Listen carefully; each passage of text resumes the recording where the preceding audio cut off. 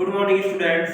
आज हम कक्षा 9वीं विषय इतिहास अध्याय 2 धर्म सुधार और प्रबोधन पढ़ेंगे। ठीक है, इस अध्याय को हम आगे से पढ़ेंगे। सबसे पहले हम पढ़ेंगे प्रबोधन के बारे में। ठीक है, तो 18वीं जो सदी था वो एक ऐसा युग था है ना, जिसमें ये लगने लगा था कि तर्क, विज्ञान और उद्यम की मदद से जीवन में सुधार आ सकता है और मनुष्य ज्ञान की ओर बढ़ सकता है ना। ज्ञान की ओर मनुष्य बढ़ सकता है, लेकिन ऐसी प्रगति तब संभव होगी जब तर्क और विज्ञान किसी के वर्चस्व या सत्ता के आगे झुके नहीं या रुके नहीं।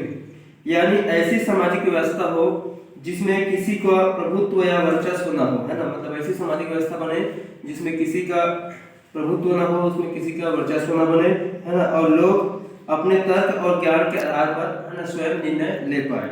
तो ये विचार प्रबोधन नामक वैचारिक आंदोलन के माध्यम से यूरोप में फैल गया, है ना। तो ये विचार जो थे इतने प्रभावी थे कि वे अमेरिका, है ना, अमेरिकी व फ्रांसीसी क्रांतियों को प्रेरक बने तथा आज भी आधुनिक मानव की सोच पर वो हावी है। ऐसा नहीं है कि इन विचारों का विरोध नहीं हुआ, है ना, इन विचारों का भी विरोध हुआ, इनकी आलोचना नहीं हुई, ऐसी बात नहीं है ना। इनको इन विचारों को प्रारंभ में बहुत ही विरोध और आलोचनाओं का सामना करना पड़ा। हम आगे प्रबोधन की आलोचना पर भी हम आगे विचार, है ना, जो उनके थे उसको हम पढ़ेंगे। तो प्रबोधन के विचारों को विकसित करने में मुख्य भूमिका फ्रांस के विचारों की थी, है ना। फ्रांसीसी विचारकों की इसमें मुख्य भूमिका थी। इनमें प्रमुख थे वोल्टेयर, है ना, जन्म सन 1964 और मृत्यु 1778, है ना, और डिडेरो, है ना, जिनका जन्म हुआ था 1760 और मृत्यु हुई थी 1784। तो इनके अलावा स्कॉटलैंड के दार्शनिक डेविड ह्यूम और अर्थशास्त्री जनक एडम स्मिथ, है ना, तो इनको भी इस श्रेणी में रखा जा सकता है। जर्मनी में प्रबोधन के प्रमुख दार्शनिक थे इमानुएल, है ना, इमानुएल कांट। इन विचारों को फैलाने का श्रेय जाता है फ्रेंच भाषा में एम दिदोरो द्वारा संपादित व संकलित विश्वकोश को, जिसमें आज के खोजों व विचारों को सरल भाषा में प्रस्तुत किया गया था, है ना। आगे हम प्रबोधन के मुख्य विचारों के बारे में पढ़ेंगे। हम आगे पढ़ेंगे अब विकास की अवधारणा के बारे में।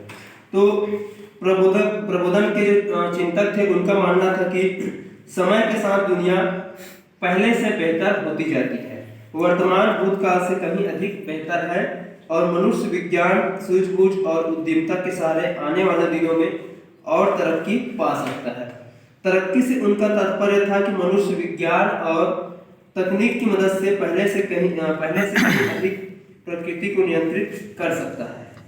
तो इमानुएल कांट का मानना था कि विकास का यह मतलब नहीं है कि लोग सुखी होंगे या खुश होंगे, है ना, क्योंकि मनुष्य इतिहास के किसी भी दौर में सुखी या दुखी हो सकता है।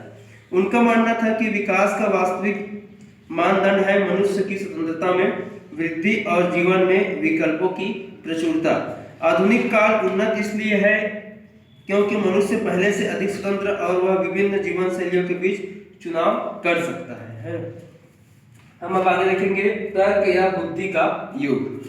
तो प्रबोधन के विचारों का मानना था कि, है ना, जो प्रबोधन के विचारक थे उनका मानना था कि इस युग में तार्किक चिंतन जो है धीरे धीरे मनुष्य के निर्णय को निर्धारित करता है, न कि अंधविश्वास, धर्म या किसी कुलीन व्यक्ति का कहना, है ना। तो उनका मानना था कि तर्क की मदद से मनुष्य न केवल किसी आधिकारिक व्यक्ति या संस्था पर सवाल उठा सकता है और उनकी छानबीन कर सकता है, बल्कि उसकी मदद से मनुष्य विवेकशील और सुखमय जीवन भी जी सकता है।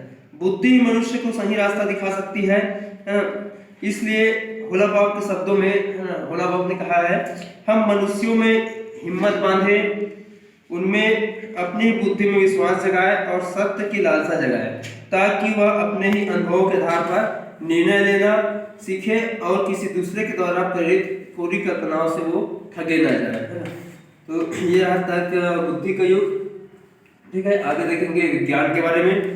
तो जो प्रबोधन के विचारक थे उन्होंने माना कि वैज्ञानिक ज्ञान ही सही ज्ञान है। विज्ञान से उनका तात्पर्य था ऐसे निष्कर्ष जिन पर अवलोकनों व प्रयोगों के आधार पर तार्किक रूप में पहुंचा गया हो, है ना, और जिनका स्पष्ट प्रमाण हो। किसी दैवी संदेश या आध्यात्मिक ज्ञान की प्रामाणिकता को स्वीकार नहीं करनी चाहिए।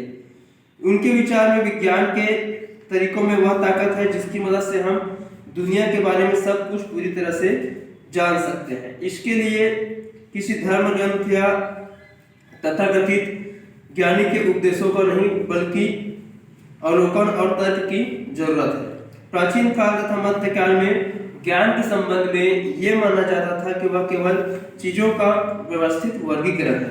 प्रबोधन के वैज्ञानिकों के अनुसार ज्ञान का उद्देश्य सूची बनाना नहीं बल्कि चीजों के कारणों को समझना है। अब क्यों व कैसे जैसे सवाल कहीं अधिक महत्वपूर्ण हो गए हैं। वे मानते थे कि ज्ञान की मदद से हम नई तकनीकों को विकसित कर सकते हैं जिनसे जीवन अधिक सुखमय हो सकता है। आगे देखेंगे विज्ञान बनाम धर्म। तो प्रबोधन के समर्थकों के विचार में धर्म मनुष्य को अंधविश्वासी, डरपोक और गुलाम बना देता है ना। मतलब प्रबोधन के विचार को नहीं माना कि जो धर्म है वो मनुष्य को अंधविश्वासी, डरपोक और गुलाम बना देता था। उनका मानना था कि धर्म के नाम पर लड़ाइयाँ होती हैं और मनुष्यों का खून बहाया जाता है। वे खास तौर से धर्म पर कैथोलिक चर्च के एकाधिकार जो था उसके वो खिलाफ थे। उनका मानना था कि चर्च के एकाधिकार के कारण मनुष्य अपनी बुद्धि पर विश्वास न कर पुजारियों की चमत्कारिक जो कहानियां होती हैं उन पर विश्वास करने लगे और उनकी कठपुतली बन गए। अधिकांश प्रबोधन चिंतक नास्तिक नहीं थे बल्कि उनका प्रयास था कि ईश्वर का विज्ञान और स्वतंत्रता सम्मत आधार पर खोजे जाए। उन्हें डर था कि नास्तिकता मनुष्य को नैतिकता से दूर ले जा सकती है। विज्ञान की मदद से विश्व के बारे में जो जानकारी प्राप्त हो रही है वह इस बात का प्रमाण है कि सृष्टिकर्ता ईश्वर कितना महान है। लेकिन वे ईश्वर और धर्म को किसी व्यवस्था, संगठन या पुजारियों के हाथ में नहीं सौंपना चाहते थे ना, जो प्रबोधन के विचारक थे। तो ठीक है डियर स्टूडेंट्स, आज का अध्याय यहीं पे समाप्त करते हैं। हम आपको आगे का अध्याय अगले वीडियो में पढ़ाएंगे। Thank you.